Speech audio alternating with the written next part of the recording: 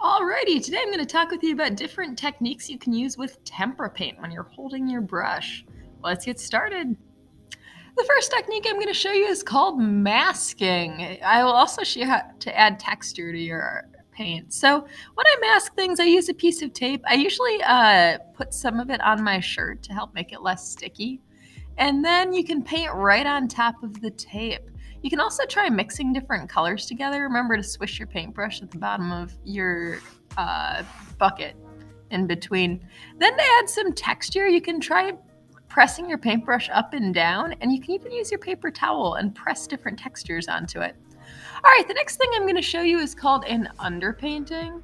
When you do an underpainting, what you're going to do is you're going to start out by drawing with pencil, and that can really help you figure out where you're going to put your paint. So after I make my drawing with pencil, look at that, I'm adding my paint to it, and I'm not being too specific about where I put my paint. This is a good time to use your big paintbrush. Later, you go in with your tiny little paintbrush and add your tiny little details. This is a really great way to add layers to your art and use tempera paint the way it's supposed to be used, with layers. All right, the next thing I'm going to show you is called a double brush stroke.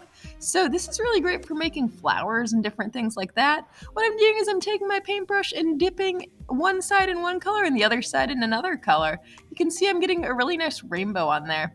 All right, when I blend, I am taking my paintbrush and dipping it in a color, taking my paintbrush and then dipping it in another color and mixing it together in the middle by kind of swishing my paintbrush back and forth. This next one's going to take some other drawing supplies. I'm drawing with crayons first. You could use other supplies too, though. And then I'm also going to need a paper clip or a toothpick or something that I can use to scratch away at my paint. You might think, oh no, Miss Jane, you're covering up your art. But guess what? The next thing I'm going to do is I'm going to take a paper clip and carve away at my painting, and that is called sgraffito. Now I can see some little lines underneath. Last but not least, we have stippling. Stippling involves using tiny little dots to make your art. You can try layering more than one color too in different ways, and you can use your paintbrush. You could use the back of your paintbrush. You can even grab a Q-tip and use that to create a stippling effect.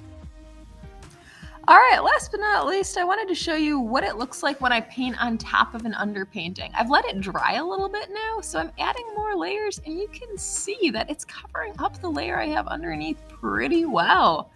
I can keep adding more and more colors to it. I can even use a smaller paintbrush than the one that I'm using right now to add my details, but it's a great way to make sure that you don't have that annoying white space in between the parts of your picture when you look back at it later.